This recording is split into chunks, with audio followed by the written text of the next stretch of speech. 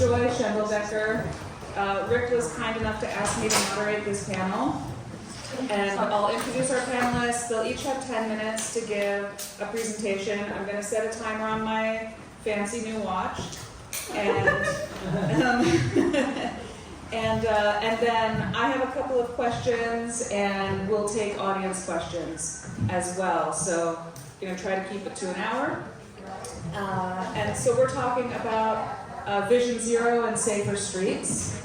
I don't know how much all of you know about Vision Zero. I didn't know very much until I started researching it for this panel, and that says something that I'm a resident of the city of Santa Cruz and have lived here for 8 years, and I didn't realize that in 2019 we had passed a Vision Zero resolution, and that our county had adopted Vision Zero through our public health department even before that. So. Yes, it's been great learning about it, actually. It's really fascinating. So, Justin, and I should have asked you how to pronounce your name. I apologize. Hu-Nguyen? Yeah. Good enough? Is there better? Yeah, Win? Okay. Thank you. Joined Bike East Bay as co-executive director of Mobility Justice in February 2023. He identifies as a second-generation Vietnamese American, born and raised in Milpitas, California. Justin and his family have called Oakland home for the past 6 years. Justin served as the director of Advocacy for the San Francisco Bicycle Coalition. Theresia Rogerson is senior health educator with Santa Cruz County Public Health. She helps staff in the Community Traffic Safety Coalition, which organizes the community for safer streets and encourages active transportation. A principal project of the coalition has been to promote the adoption and implementation of Vision Zero, a project to achieve 0 deaths and serious injuries due to traffic collisions. Debbie Bulger was for many years the editor of the Ventana, the publication of the Sierra Club's Ventana chapter. She co-founded Mission Pedestrian over 25 years ago when Caltrans widened Mission Street and removed several crosswalks. Ever since then, she has advocated for safe streets for pedestrians. Yay! Yeah, thank you for having me. They're asked by Rick to share a little more about our experience in the East Bay with Vision Zero and safer streets and like how it can manifest itself in various ways. First off, Vision Zero actually is not widely adopted in the East Bay. We cover Alameda and Contra Costa County, and I think only 3 cities have Vision Zero resolutions on the table. That includes Alameda, Berkeley, and Fremont, and Oakland with its own Safe Oakland Streets program, which is kind of like Vision Zero, but we'll go into a little detail of why, officially Vision Zero did not land very well in Oakland. Alameda itself, their plan is, a lot of the work for them is policy-based. For example, they've done a lot of rulemaking, which has been helpful. Like, for example, when you improve an intersection, you have to have 4 crosswalks as opposed to like 2 or 3, which oftentimes is really annoying and ends up people illegally crossing the street, right? So that's helpful. And Fremont overall has led the way in infrastructure design. I'll show you an intersection inside Fremont later, but they invested so much in infrastructure that even during COVID, they did not have the uptake of speeding and traffic that other cities had because they decided by focusing on design, they really were able to slow down, have safer streets, as opposed to relying on enforcement or like volume of traffic to slow down people. I think this is what's helpful of how the cities have been doing it, and especially what I like, especially was Oakland, of how centering especially on the disproportionate impact of BIPOC communities. So I think above Vision Zero is not just focusing on the 0 deaths part, but really the values that feed into that. That includes having 0 deaths, but eliminating the fatality inequalities, and also informing communities about the strategies involved. Especially make sure that these investments go to communities. Some of the challenges that we had was kind of the role of enforcement in Vision Zero. Oftentimes you hear stuff about focus on 5, focus on 4, like speeding and going through stop signs or illegally left turns. Those are kind of road behavior. So how do we stop that in a way? We want to stop that, but oftentimes the solution has been having police officers or having speed enforcement cameras, having red light cameras as that tool. And over at East Bay, we learned more and more that was really just harmful for communities of how that manifested itself. I think in Oakland it showed like even with rules around bias policing, 70% of tickets were going to black and brown drivers, right? And black and brown people only make about a quarter or a third of East Bay communities. So it showed that it's because these high injury corridors are located in black and brown neighborhoods. They do redlining through the nature of making them go past through communities often has these communities most vulnerable to punitive measures. So we decided to take a step back on how we think about enforcement and focus more on leading to community investment and really leading through design on how we make our communities safe. And that's why, when Vision Zero was first brought up inside Oakland, it kind of felt the silent space. It could not get sign-offs from community groups. It could not get sign-offs because the conversation at the time was we need, it's what the 4 E's of enforcement, engagement, engineering, and enforcement was just a non-starter in Oakland. Having more police in more communities was just not going to happen. So the city decided to create the Safe Streets program, and they're focusing especially on safety design, specifically on capital project investments, on paving the streets, because smooth streets provide safer streets too. And when they're paving them, to implement their bike and pedestrian plans, right? At the same time you're paving, you drop some paint and post in the same time as well. And also thinking about rapid response and transforming their prioritization of traffic away from complaint-driven design into something proactive. A lot of the projects were about who complained the most, and oftentimes it's the people who have time to file a complaint. And that's probably not people who are working. So I think that was challenging. I think that moves into the point of like, how do we transform the good ideas and heart of Vision Zero into implementation? And we saw that with enforcement, even though we want better enforcement, but simply police departments weren't equipped and simply don't have the training or skills to actually implement that in a safe, equitable way. Another challenge that we saw was the fact that police departments and emergency response departments and traffic engineers don't talk to each other regularly. So oftentimes our projects were being killed by the fire department because they need wide streets or faster turns, and better communication, there's no trust. Everyone's going to operate different scales. Traffic designers want slower streets, and fire departments want faster response times because they're already behind.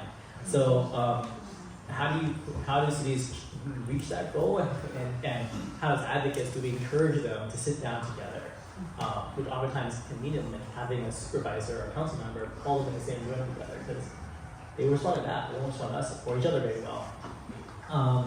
And securing funding, that's been challenging, right? How do you find funding? As you saw, the funding priorities for the region are not always aligned with the values, but often there's a lot of funding for the regional and state level as well.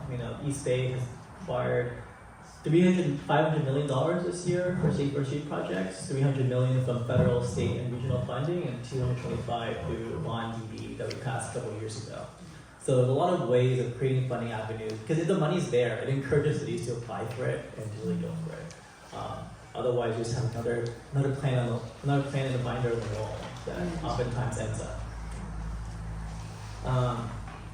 And I think this is a slide talking about how do we better partner with cities in this process. The first one is get to know staff, understand their barriers. They're trying hard. They are our friends. As oftentimes it require a little encouragement.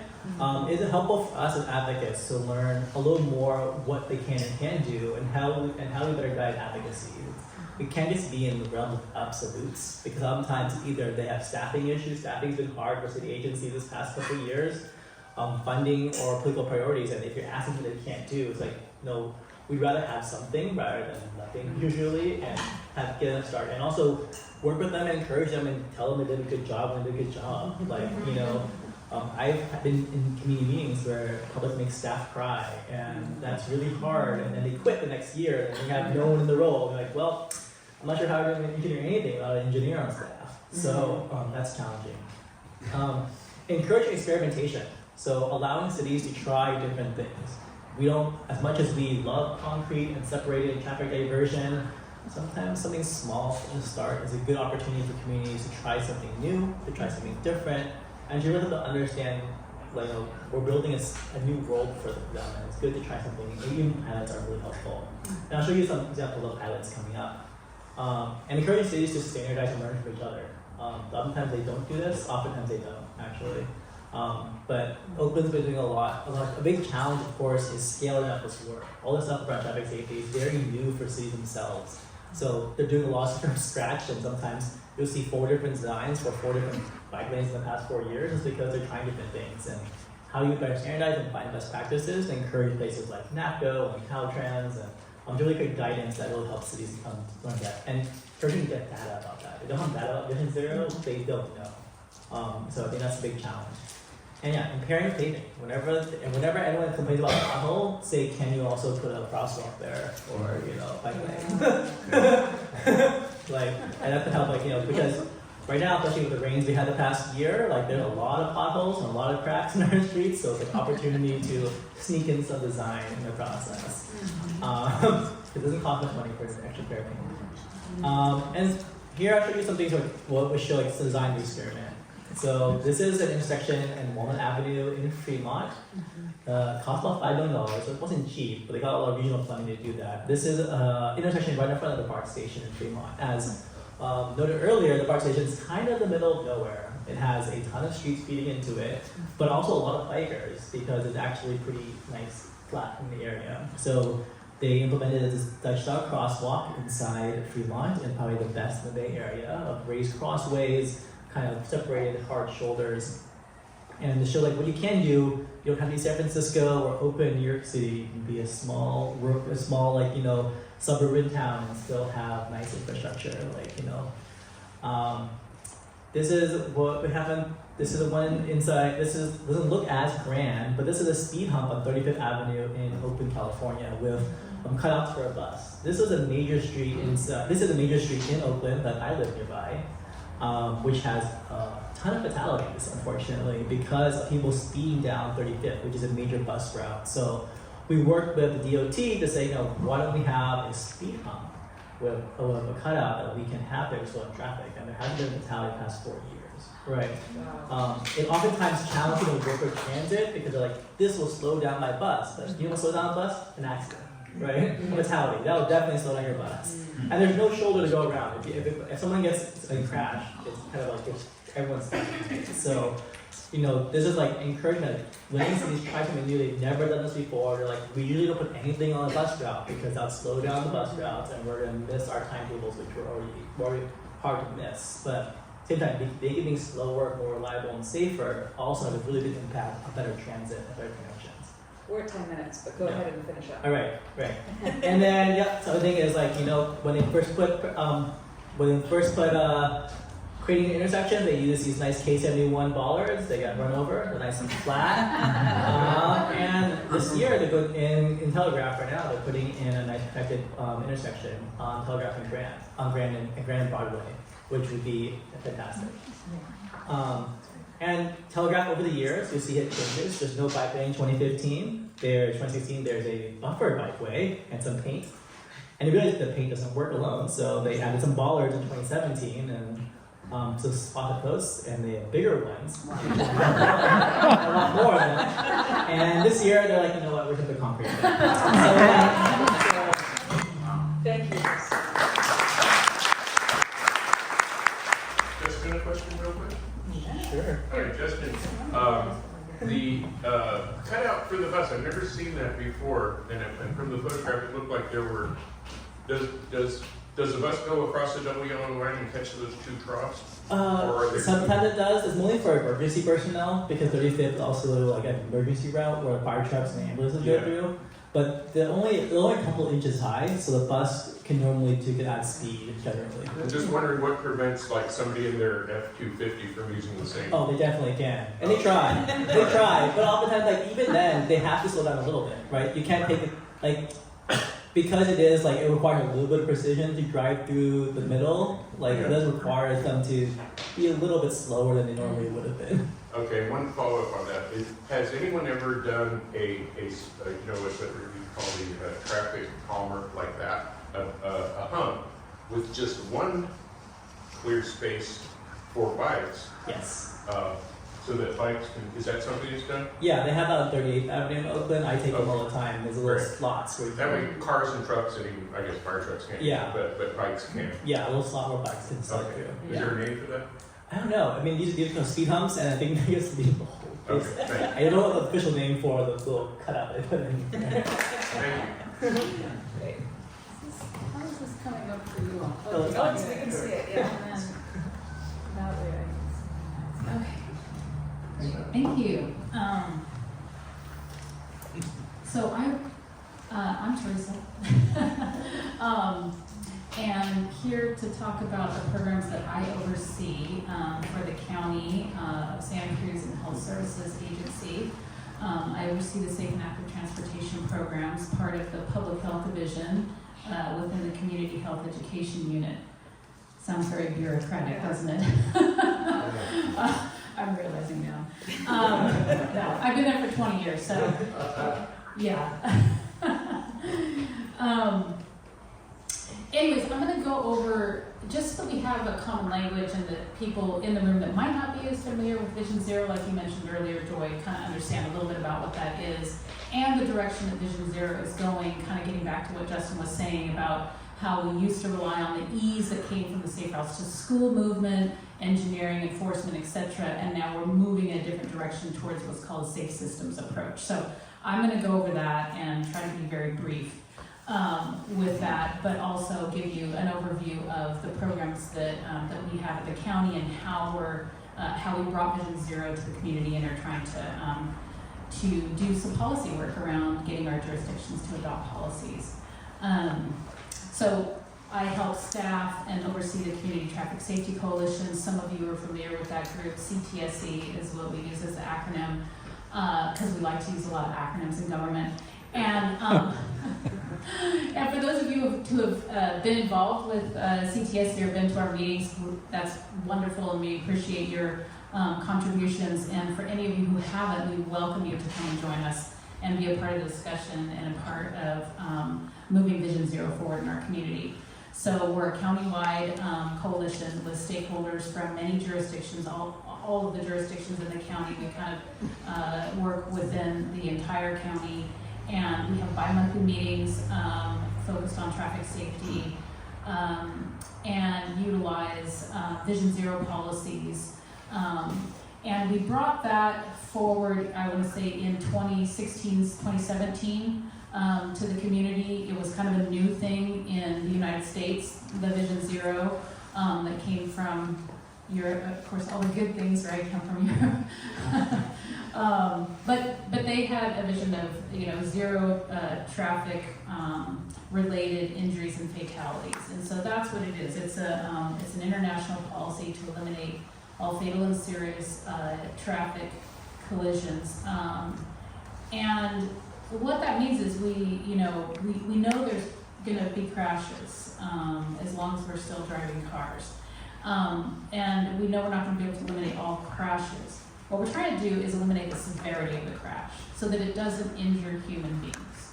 And of course, we know the most vulnerable road users are oftentimes pedestrians and bicyclists. So that's why we have a bit of a focus on that. Plus, we want to encourage active transportation because that's good for the entire community, health-wise and environmentally speaking. So,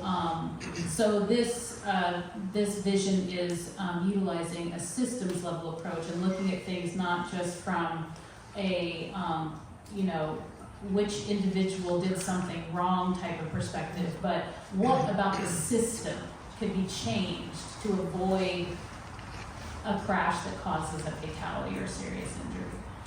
And in that regard, the Vision Zero movement has moved towards what's called a safe systems approach, and so I'll explain that just a little bit.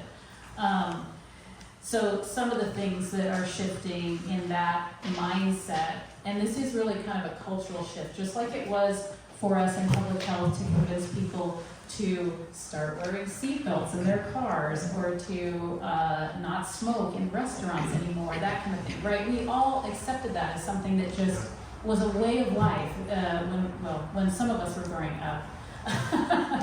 that are older. Anyways, but now if we walked into a restaurant and saw somebody smoking, we'd be like, what the heck is going on here? You know, and that's what we're trying to do about the traffic collisions. And when you have a fatality that doesn't even show up in the newspaper, let alone above the fold, well, and there's not even a fold anymore, right? He's gonna be like, what does that mean? Anyways, you know, it's just, to me, it's tragic because we've lost somebody in our community. This is somebody's, you know, mom or sister or brother or whatever.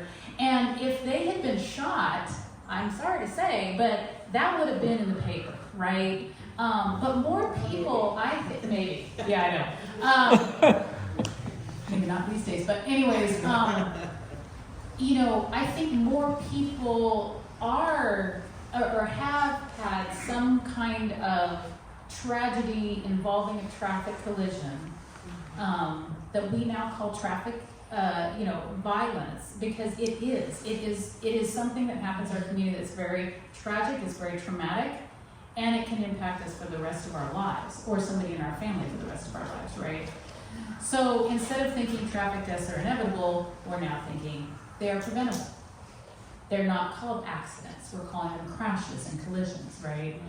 We don't expect perfect human behavior in our transportation system. We understand that there's going to be mistakes made and there's going to be people that don't follow the rules, right? And instead of preventing the collisions, we're preventing the injury and the fatality. We're preventing, it's, you know, it's all about physics, right? If you're moving faster, and I think Debbie's going to talk about this, I'm not going to steal your thunder. But, you know, individual responsibility, no. It's the responsibility of all of us that are involved in the transportation system to change it so that this doesn't happen again. It's not that this person was, you know, talking on their phone or whatever it was. Yes, that might have been the case. But it was also the case that they were going fast because the road was wider or because there wasn't enough lighting when they crossed the street, those kinds of things. And we oftentimes think that saving lives is expensive, but it doesn't have to be. You know, there are things that, like Justin was saying, paint is not expensive, but it can make a big difference in how people feel on the road and how they behave and whether or not they're going to be safe going from point A to point B. So, so Vision Zero is the goal. The Safe Systems approach is how we hope to get there. And this diagram, I'd like you all to, like, you know, research this a little bit because I don't want to spend a ton of time on it. But this diagram shows us the Safe Systems approach, and on the let's see here. Let me see down to my little notes here. There's 6 principles on the outside ring. Okay, so death and serious injury is unacceptable. Humans will make mistakes. Humans are vulnerable. Responsibility is shared. Safety is proactive, and redundancy is crucial. And the objectives we use to create, to lead us towards Vision Zero are to create, and this is the pieces of pie in the middle, create safer road users, create safer vehicles, safer speeds, safer roads, and post-crash care. So those are the areas that we're going to be looking at through the coalition in our next work plan that we create. And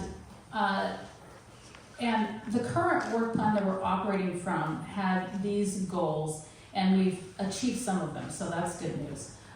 We wanted to continue to assist the city of Watsonville, which was our first Vision Zero city in the county, in creating and implementing their Vision Zero action plan. Assist the city of Santa Cruz, which was mentioned earlier that they passed their Vision Zero policy in 2019.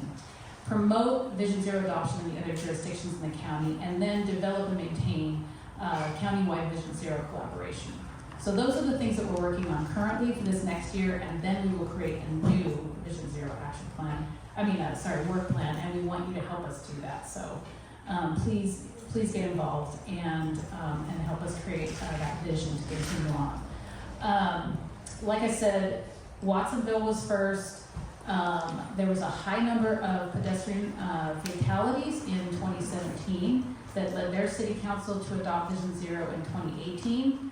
And the task force, so the Vision Zero task force that was created used to be a subcommittee of the CTSC. So they just kind of shifted and had sort of an instant task force created. Which I have to say has been a bit of a barrier for other jurisdictions. To create that task force seems like a big leap, especially for staff, like Justin was saying. If you're short-staffed, if you have a lot of things already on your plate, then creating a task force is a big lift. And so we're working with the city of the city of Santa Cruz to do that. That's kind of our next step with them, is help them create a Vision Zero task force and help them create a Vision Zero action plan. Anybody that has any connections with the city of Santa Cruz, let me know, because we would love the assistance. And then for some of our other jurisdictions, what happened was we had a new federal grant opportunity. The bipartisan infrastructure law included this project, and so they put out a call for proposals throughout the country for collaborative applications within different jurisdictions to create Vision Zero action plans. So they call them comprehensive safety plans.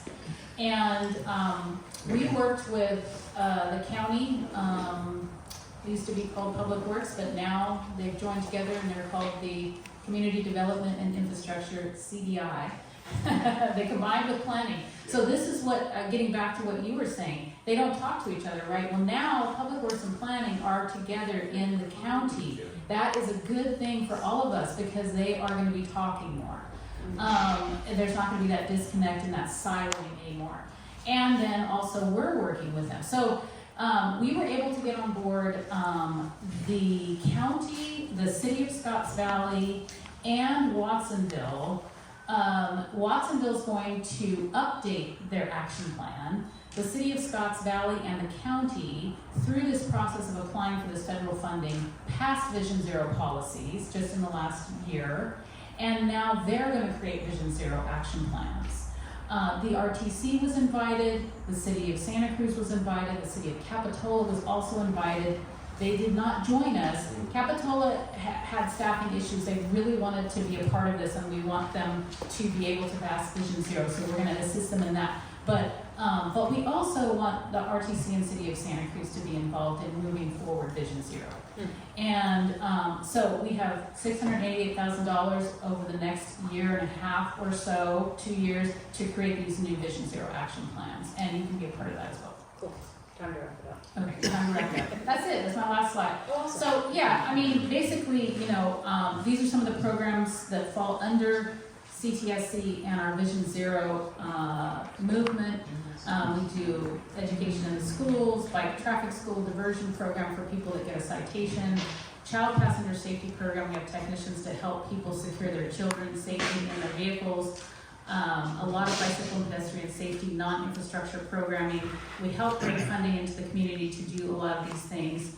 And in general, there's been a change, you know, since the pandemic.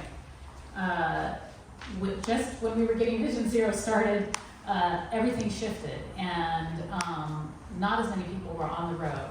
But the people that were on the road were driving fast. And so, instead of seeing what Vision Zero would have created, which I think is a reduction in injuries and fatalities, we saw a rise. And that's where we're at now. So that's kind of one of the picture I wanted to paint for everybody, and I'm going to hand it over to Debbie. Great. Thank you so much.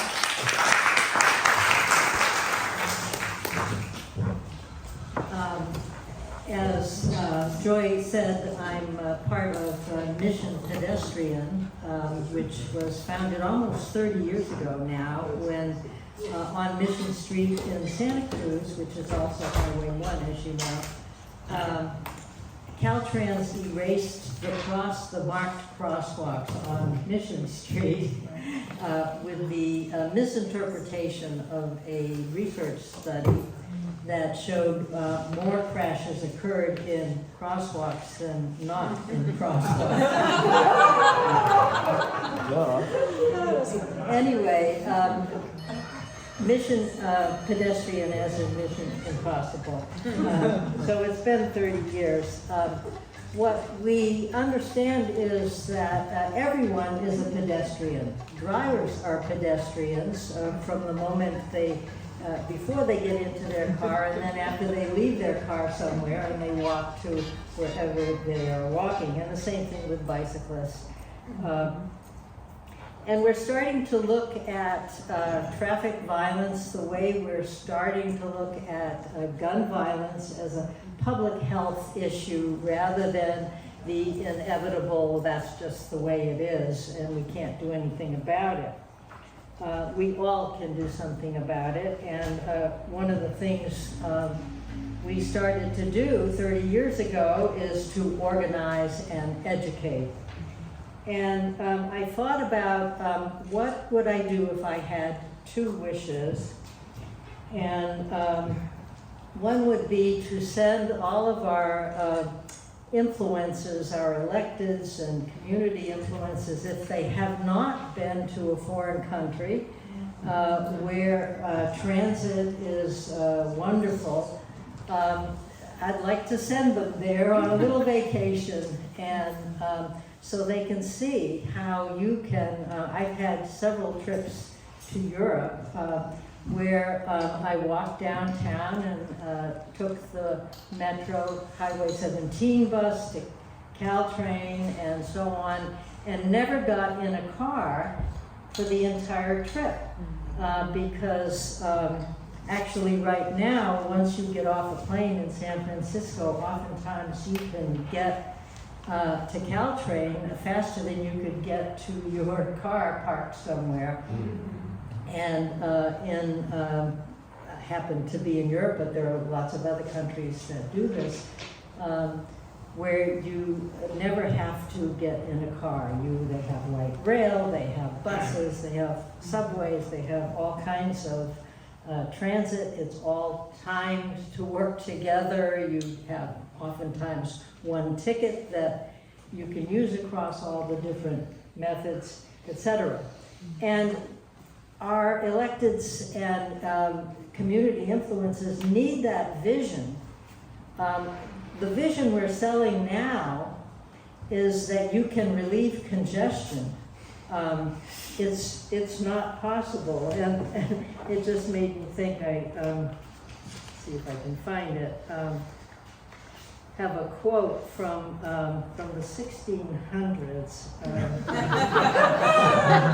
Oh goodness, for a second. It was in Shakespeare's England. Can I say something while you're looking for that? Yes. Congestion, I was thinking about this earlier. I consider congestion, sometimes at least, a good thing because it's traffic calming, right? And it's a disincentive to drive. Yeah, right.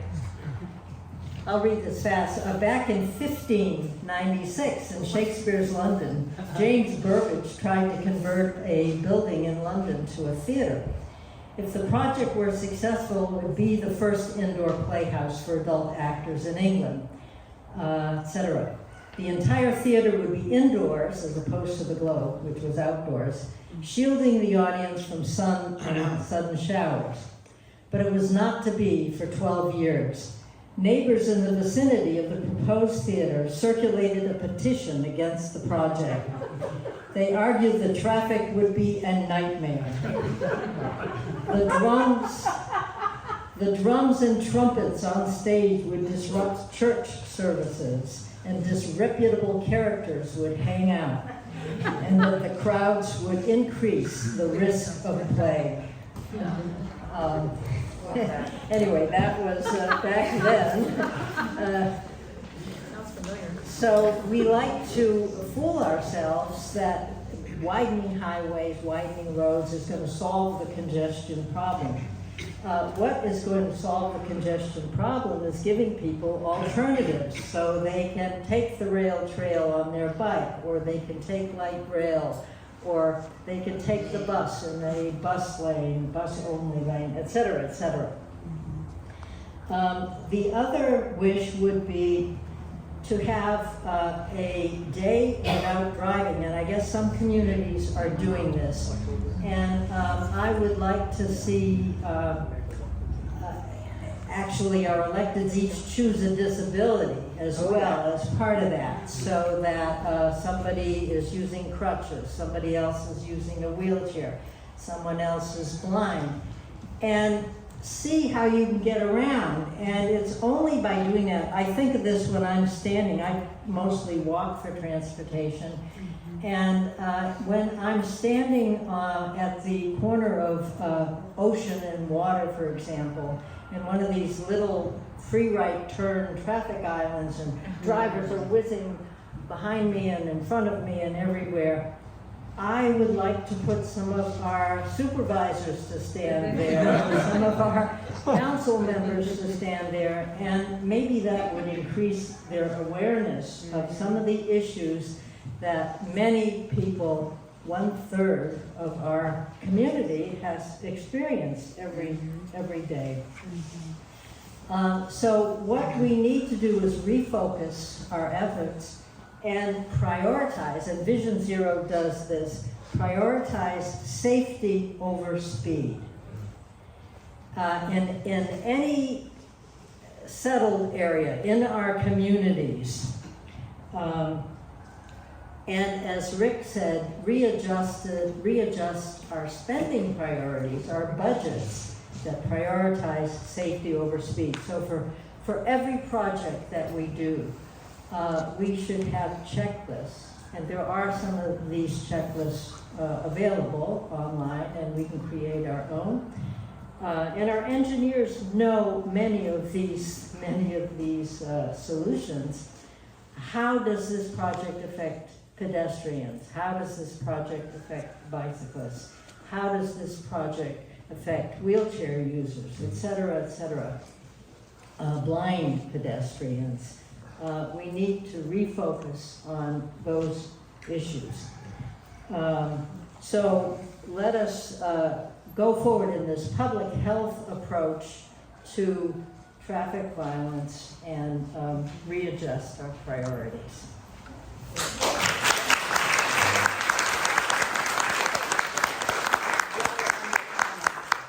Well under time. Okay, so thank you all so much. Let me switch to my questions tab. We've got a few. We've got two that Rick had proposed, and then I have two of my own. So I may selfishly, as the moderator, since I have the mic, start with my own questions. And so, Justin, I really appreciate how your organization really focuses on economic and equity issues for minoritized groups, Black and brown groups. And I have noticed that even though Vision Zero's website, their big umbrella website, has a couple of documents about equity in planning, they're not that recent. They're from 2020, 2021, 2017. And in most of my research preparing for this panel, I didn't see, despite the advice to municipalities, I didn't see a whole lot of sort of foundational inclusion of minoritized groups or people with disabilities really in there. And you might have, like, the city of Santa Cruz, for example, in our traffic safety plan, we have, there are some references to vulnerable groups and people who don't have housing, which is amazing because they're often not mentioned at all, except as a problem. But, so that's good, but it's kind of little, and you don't see it in action. For example, a couple of months ago, we had a big community debate about getting some changes made to Laurel Street, going down the hill on the backside of the high school playing fields, bike lane improvements and traffic calming versus parking for people who live right there and people with disabilities potentially, which I think is a significant issue.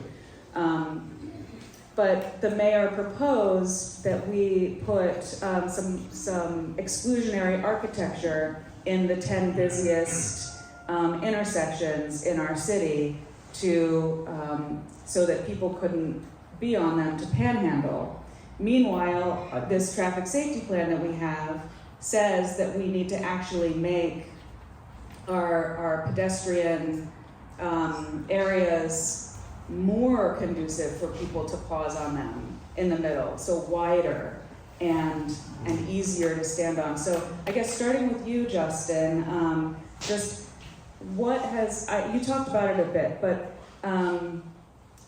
you know, what's your advice for sort of overcoming these barriers that we see in our community, and for you, Theresia, then further, you know, what are you doing as the next plan happens to really reach out to people who don't have housing, or the brown and black people who are disproportionately stopped by police in our county? So we kind of work on it on the grassroots and grass tops type of level is from the planning standpoint, like how do we get more communities to be a part of planning process from the get-go, right? When you do community charrettes and roundtables and workshops, who's going to them? What language is being spoken? Like these seem like fundamental questions that cities miss like consistently all the time. As much as that they're trying, often it's funding, or simply they don't have experience. You look into the planning department, they're probably white men. Like that's kind of like that's the kind of, and that's not just out here. That's like in every paint department across the country, which is a challenge. So that means their experience is their contacts, and I think that's challenging. And how do we broaden it? So like we were able to work on stuff like, you know, the open mic plan. We did so much work in community rides and pop-ups in East Oakland to think about how the different kinds of riders ride and think about the environment. You know, like they ended up coming up with a center running bike lane on 98th Avenue with just paint, because that's the way the community bikes is in the middle of the street, because there's simply cars too fast on the side. Like that's the way you're being relevant. They want community artwork. They want different kind of connections to the Bay Trail. Like we're learning things that as a recreational writer or a community writer, you may not be able to see, because you know, how do we speak for people that aren't at the table? Additionally, I think what's important is like what we're working on is how do we build community capacity. So we're launching a program called the Green Mobility Ambassador Program. So we're training communities of how to think of how to have the language capacity to think about planning, about outreach, about identifying community needs, and creating policy solutions. Because we want these communities to be active at the table, not just there to give feedback on a survey, but to be able to create their own solutions, right? So how do we give power back to the people and funding that work? So we got some grants from the city to pioneer some work in West Berkeley, but like I think that's really where we can think about how can cities play a role in investing in communities. Not just, you know, I mean, it's great that most focus groups now pay people to give ideas, but I think like, no, how do the people like leading that discussion and co-creation is like the question. I think that's really important, because only as effective as community ownership of the program and community buy-in, because, you know, we don't want people to feel that they've been displaced or gentrified. We want to make sure whatever changes are made is meeting the direct needs of communities and centering on that. And one other thing I would add to that is, yes, you know, like we wrote a state grant, we built into it, including community-based organizations, community members from the communities that we're trying to reach, and building equity into every step of the way. But, you know, there are things that, I mean, that's talk, right? Doing it is a different thing. And, you know, inviting somebody to a meeting and even paying them to be there, yes, their voice is there, but going to them where they're at is even better, you know? So just incrementally figuring out the ways that we can reach out, not just reach out, but really get to know the communities that we're working in their language, on their terms, in their location. Great. Thank you so much. Okay, my next question is about people with disabilities. So maybe you can piggyback on my question if you have something to add to it. So I've come to believe that if we design our built environments for people with disabilities, we will design environments that work for everybody. Yes. And to be even more inclusive, we can talk about access and functional needs, which is a little bit of a like policy speak, but it's pregnant people, people who push children in strollers, people with mobility issues, people who have economic, low incomes, or basically everybody alive at some point is in a category of access and functional needs. Yes. So in spite of all that we know, what we aspire to, what we know from ADA regulations that we're legally obligated to, we have extensive and long-term significant unmet needs laid out by the County Elder and Disability Transportation Advisory Committee. I mean, it's a lot. I just looked at it the other day. It's significant, it's ongoing, it's entrenched. It seems like. And then our city's local roadway safety plan doesn't really address these issues. It's a very short document. So in practice, how can we change this ableist culture to center and actually design and fund truly inclusive systems? Would you like to tack anything onto that question? I don't think so. I can't think like a blind person, and you need the advice of one. Mm-hmm. Yes. So including the people who are experience the thing that we are designing to accommodate. But Debbie, would you like to start with your mission impossible? Well, I guess I would like to pass on some advice that I got from my mother many years ago, and that was the squeaky wheel gets the grease.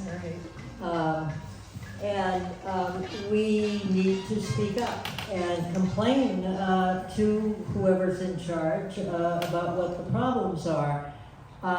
And we should focus, I believe, on the problem. The engineers usually know the solutions. They need to be encouraged to implement them.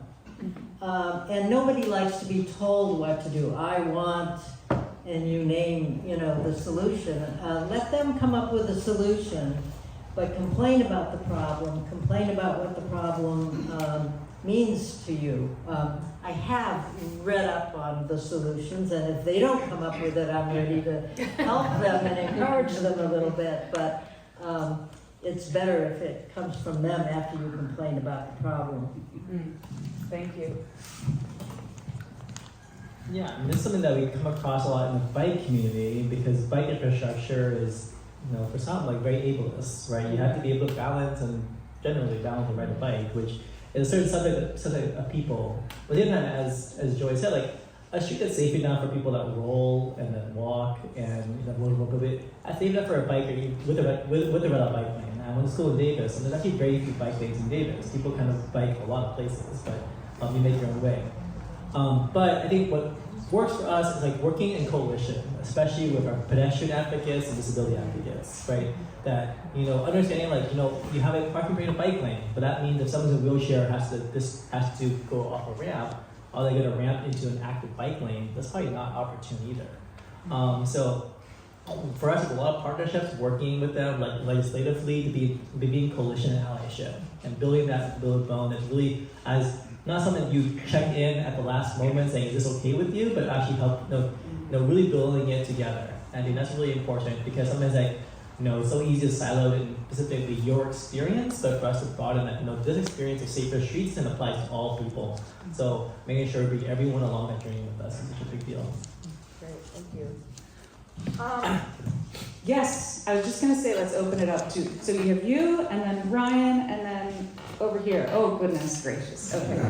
I think, do we need you can yell, or Can you there's hear me? another mic over there somewhere. I'm going to ask a question in a few seconds, but I want to introduce myself. I'm the one that wrote the guest commentary in the Sentinel. That's segment 9 and 10 of the plan for the ultimate trail is unsafe. It's a public nuisance, which means public safety and necessity is being overlooked. So I've talked to the tech committee of RTC. What I would like to do, when I ask this question, is to put together a study group that includes one public works from the city of Santa Cruz, county, and then Capitola, because they're right in segment 9 and 10, along with Debbie and Teresa as part of the study group. And also, I have 2 experienced women engineers that live in the Live Oak area that know segment 9 and 10 for what's going on there and why it's unsafe. So I've asked the question, would you participate in the study group? Sure. Debbie? I think so. Okay. I'll talk to the tech We'll have people. a segment 9 and 10 study group. Great, thank you. Okay, Ryan was next, and then I'm gonna come over to this side to Lonnie and then John. Can everyone hear me? Yeah. Cool. Thank you all for coming. This has been really informative. Really quick question for you. I just wonder what you all each think would be the most transformative policy that we could implement in the next year. Maybe Debbie, if you could speak to the city of Santa Cruz, Teresa, the county, and Justin, to just generally, what policy do you think could be implemented within a year that would make the most difference towards reducing traffic deaths? I think, in a nutshell, safety over speed.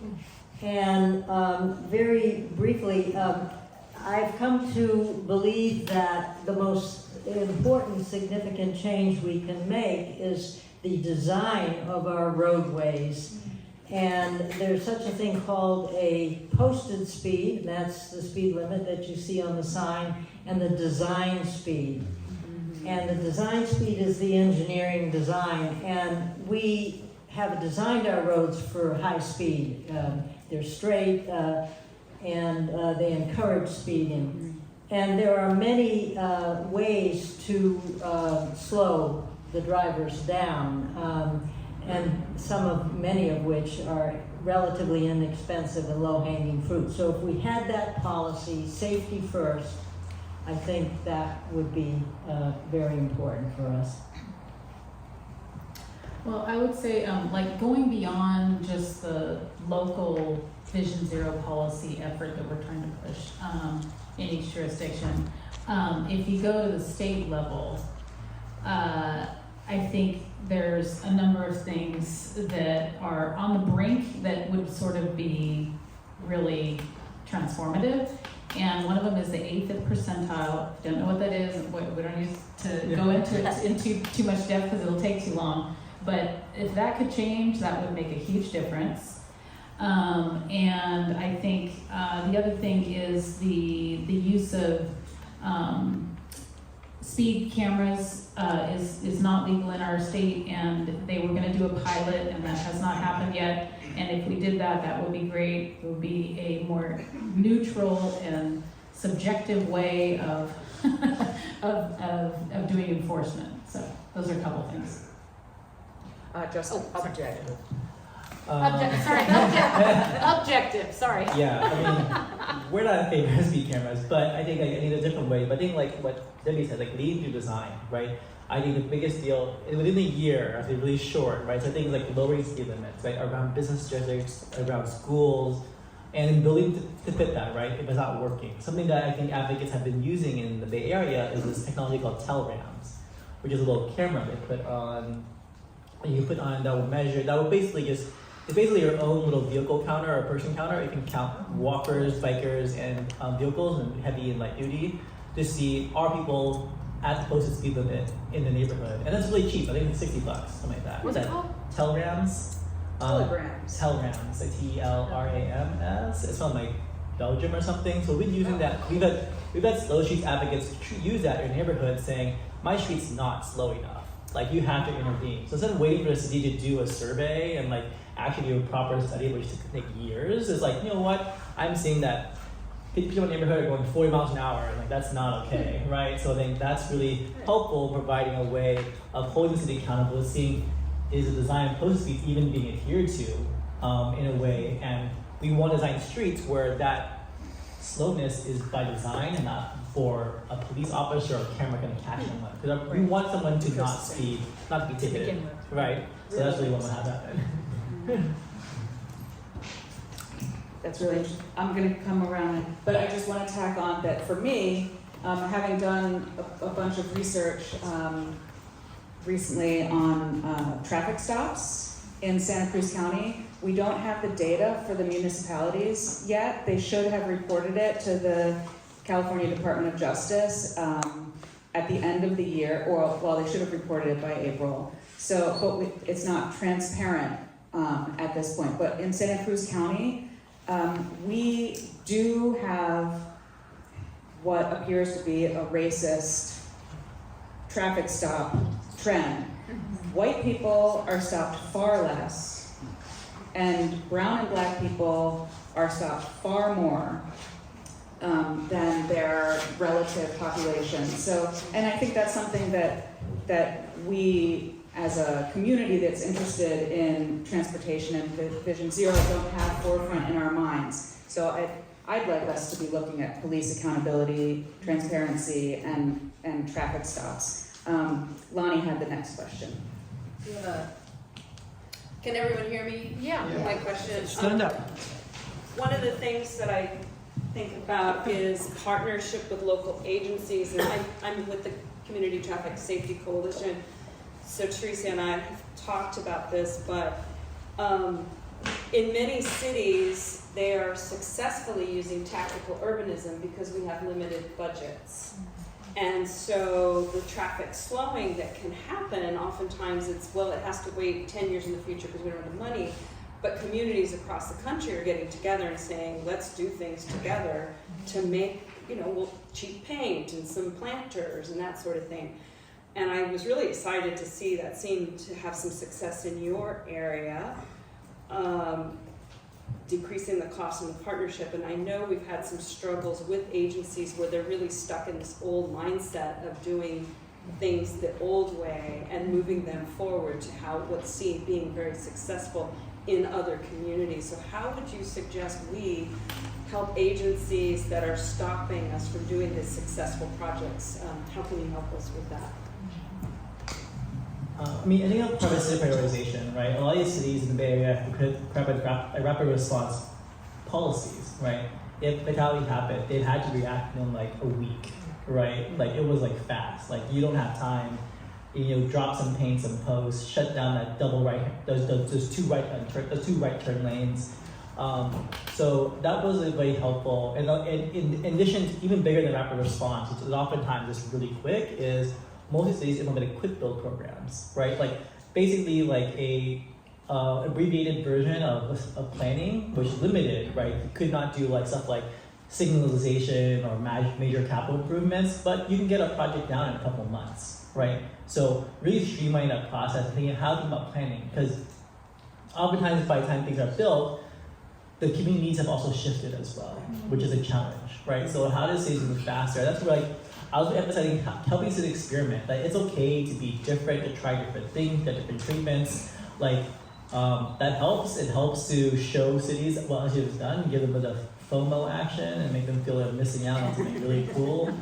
But I think the biggest thing is encouraging and challenging supervisors. Like, what are you doing about it every time, and making them do something. Show me, right? And in San Francisco, I think last 4-year-old got killed at cow training last week, 10 days ago, right? So we had advocates, the city was too slow, and they literally drilled bollards into the ground, right? You can buy those bollards at Home Depot, right? So from a graduate level, we have advocates who have them in their basement. We have it in our office. Nice. We use them for pop-ups. We're a little less guerrilla these days, but we do demonstrations. But people, it's not hard to bike around with bollards and a drill and just make it yourself. If the city's not gonna do it, do it yourself.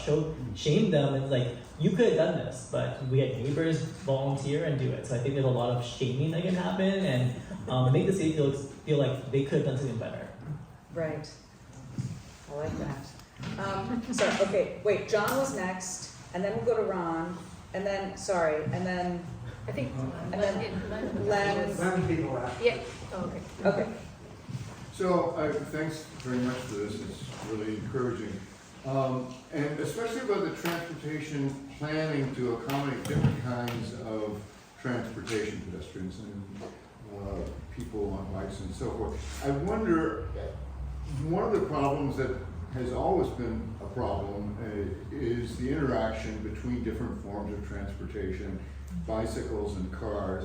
One thing that some cities like Davis have done is to have transportation corridors that are oriented toward bicycles, other transportation corridors that are not oriented towards bicycles or so forth.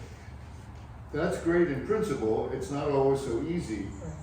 One of the problems in the other areas, it seems to me, is that no matter how much of the planning you do, there's the behavior of people, and Theresia acknowledged that that's a major issue. And there's emerging, new forms of transportation, electric bicycles, sort of hybrid things that are sort of semi-bicycles and so forth. And you see them on sidewalks, doing things that bicycles shouldn't have done. Yeah. Or you see them running stop signs in ways that bicycles used to do and maybe don't do so much anymore. So, and on the other hand, there are the people in the cars that aren't used to these forms of transportation. So you've talked a lot about the planning part, you haven't talked so much about the cultural part and the behavior change part. And I just like to hear some thinking about that, because on the ground, it looks like a central problem that's not going to be solved by planning intersections better and so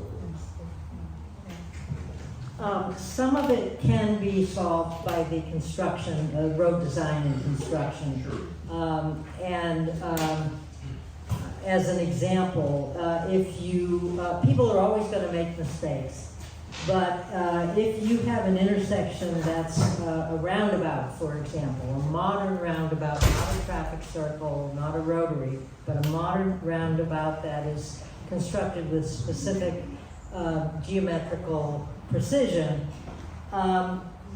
a modern roundabout has an 82% reduction in fatal and injury crashes over a two-way stop, and a 78% reduction in fatal injuries and fatalities and injuries over a traffic signalized intersection. So designs like that take into account the fact that humans are going to make mistakes all the time, and the human behavior factor is always part of it, but we can design our roadways so that less serious injuries take place when we do make mistakes. But it is going to take a big cultural change, and that takes time. And I think about the change in our attitude about smoking, and of course that's been over the last 30 years, 40 years. That will eventually happen, I believe, to do with the traffic injuries and fatalities as well. Yeah, I mean, I just see in Davis, the interface between bikes and cars is everywhere, right? There's less separation in all ways, but you can't just simply have bike and pedestrian ways a block over from a commercial corridor. They're gonna want to go where the shops are, right? So I think we've seen that in cities, and they're like, why do people keep biking on this many? They want to go there. Why wouldn't you? But we've seen that stuff. Last year they passed the criminalization of jaywalking, right? So it's important that that our roads aren't as didactic around our lives, because it's okay for different modes to be there, right? But it's making more space on sidewalks, less space for parking and cars. It just means more space. And the reason why conflicts happen is because everyone's in 6 feet of space, right? Maybe we need 12 feet for slower modes of transportation. I think it's important because, it's a big culture shift that we're seeing a bike lash right now in the industry. We're seeing more stories of youth being killed on e-bikes, but oftentimes it's a car hit them. Shouldn't the car be the one at fault? It's not because the kid's biking fast. It's because why is there a Nissan on an off-ramp hitting a biker, right? So that is a question I think we are seeing more and more is, cars have been so dominant and so monoculture in our dialogue that it's encouraging that we bring more modes to the forefront, more people are using them. Encouragement programs like Safe Routes to School and community rights is a big part of getting people to understand.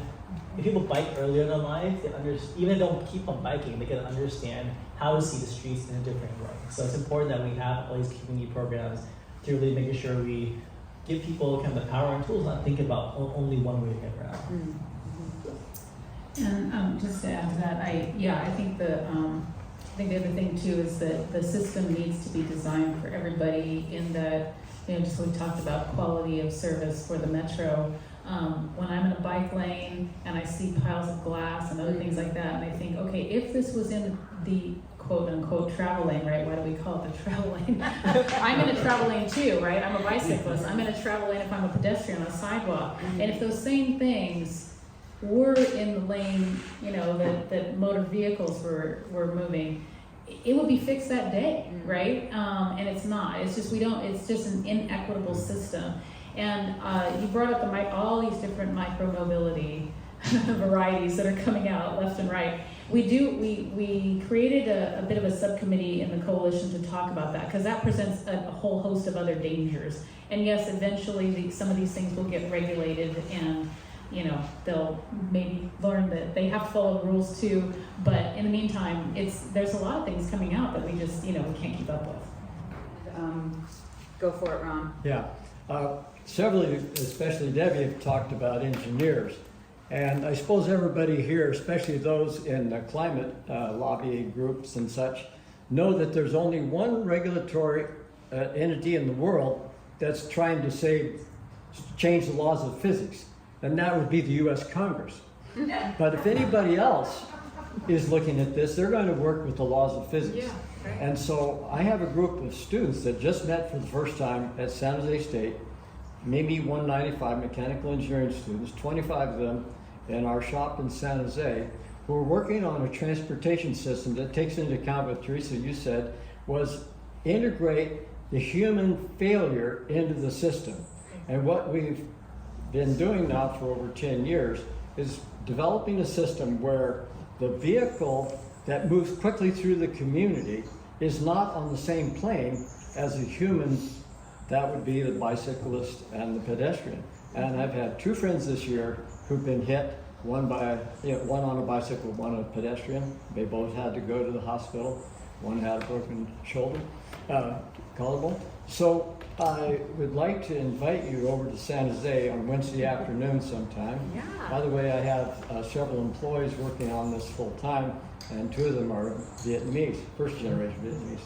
So, and Justin, you might want to come down to check that out. And also we're having a meeting, I just might add, on the 1st of December with an international group brought together to look at these things. If some of you are interested, check with me. It's going to be in San Jose, bringing a group from around the world. It's called Podcar City. So I invite you to that. Any of you interested in coming to my class and learning how the students are grappling with the notion of physics, that you can't put two things in the same place at the same time without consequences? I've been trying to explain this to so many people. Thank you for that. And yes, not just the mistakes that we make, but the literal vulnerability of our bodies. That is key. And speed is the biggest factor, like you said. Well, and mass, if you go to physics. And mass, right. It's You're right. 2 tons against 200 pounds. Yeah, Guess what? exactly. Guess who's gonna win? And your vision, and I'm not sure if you were thinking this when you said it, but I think your vision is gonna come true sooner than we think, because, with Joby Aviation and other companies around the world designing, drone type / helicopter-ish vehicles that will move in a different plane than we are now on the roadways. Well, we're actually building a That's system gonna in happen. Asia, and we think that the American people may eventually wake up. But so far, we're taking those that can do it. Yeah, thank you, Ron. Len. First, thank you all panelists for your contributions and your work. Kind of a two-part question, and looking at Vision Zero, complete streets, and how street designs can really change behavior and accommodate different modes really well. And one of the wonderful things and encouraging things about it that I've observed is that you can do it experimentally, you can do it incrementally, so you can do just one intersection, just one block, things that you can do piece by piece. And I wanted to direct this question to both Justin and Theresia in terms of your experiences with East Bay cities and with Sanitation County. That ability to do something in temporary, we'll just do paint and plastic quality. So we'll just do some planters and some paint.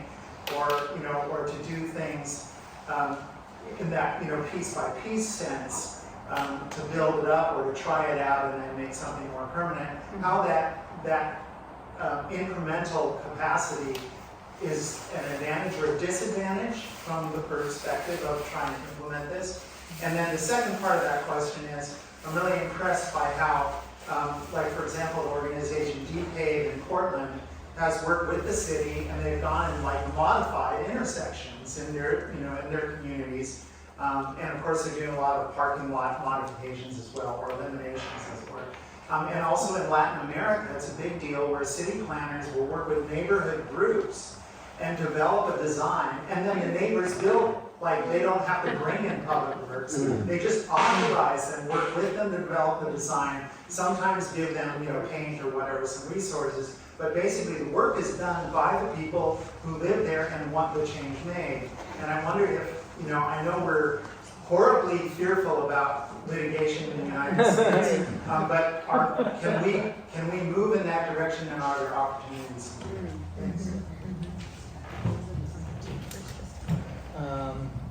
Yeah, I guess the first one, the experimentation, I think, is really useful, but I think overall, I think to keep the eye on the ball is what we're trying to explore a network effect, right? A network for all ages and all abilities. So whatever, oftentimes the hardest thing about the block by block is sometimes certain blocks have a lot more opposition than other blocks. Like you have a weird journey where for 3 blocks is like you're just fighting for your life, right? So create this path. Can you want that coastal trail, you want that trip to downtown, or to your school, or to your church, or to your synagogue to be really smooth and easy. And I don't think about. And I guess we're aiming for to allow flexibility for a city to do quick innovation, quick implementation. Just build something, put something in the ground. If 80% there, that's a lot better than it was before. Before it was like 0. So I think we encourage that, but overall, to think about when you're building a bike plan or building a pedestrian element for the master plans and stuff like, it's like, can we create a proper network throughout the city that really meets people's comfort level? Can a 4-year-old, can an 8-year-old bike, walk, stroll here, right? Think about that. These bike lanes oftentimes there's a Shero on a 45-mile-per-hour street. Who's riding that? Maybe a biker 20 years ago, or bike passengers, but I think we had to keep about thinking how we build infrastructure for those that are most vulnerable, those with the most need. And on the second question about community building, I guess where I'm not sure we'll get into people constructing their own street elements, but that's what I think in the planning cycle is to really allow them to be creative in designing how the street looks like, right? To give them the tools, be it having the workshops, being them where they're at, but also bringing community in, how do we bring more BIPOC community members into planning, into city government, to have those tools, or you think about it from the community level, right? Safe streets is a universal value, right? And sometimes they don't, it takes them a while to manifest that in language, and they think about it that way, because they're like, oh, I just want my grandma to walk on the block, fine, right? I'm worried about my mom, she walks all the time after school, and I think that's the thing, how do we center that community experience and transform that into policy and infrastructure? Is that's the challenge, because we want to bring them into it in not a way that simply is so it's a bike lane, or a bulb out, or a bus island. Thinking about how do we center around community experiences. Yeah, and I would take that a step further with saying that safe streets are the right, not just a value, but that should be the case. That should be what we expect, and then what we should create. And I was joking with Deb because we tried to get the city of Santa Cruz to agree to allow a neighborhood to paint an intersection, because that's like a traffic calming measure, right? When you see this beautiful mural in the middle of the street, you're going to slow down, right? That never happened, but that doesn't mean that we won't try again. Both Debbie and I are very resilient. It's easier to get forgiveness than permission. Yeah, right. Yeah, exactly. Ask for forgiveness, not for permission. I love the guerrilla ideas over here. I'm going to talk with Justin a little more about that at lunchtime. But what you were asking though, Len, the temporary pop-up, infrastructure idea has transformed things in many ways, because I think that, you know, the old school engineers, planners, and those folks, they wanted to follow everything by the books, and now they're a little more like, okay, let's just, you know, we'll try it for, you know, a few months. And they've also realized that when you put in a roundabout, even after you know, they have to go talk to the community and do their outreach piece, right? And then you put it in, and everybody freaks out. And they had to take one out in Watsonville, right? They had to actually remove an infrastructure project because people were just, they didn't know how to use it. You know, they weren't familiar with it. Anyways, so it's an incremental, like you said, doing things incrementally is better. It's better for the community. They can be more involved, etc. So I think that's the way to go.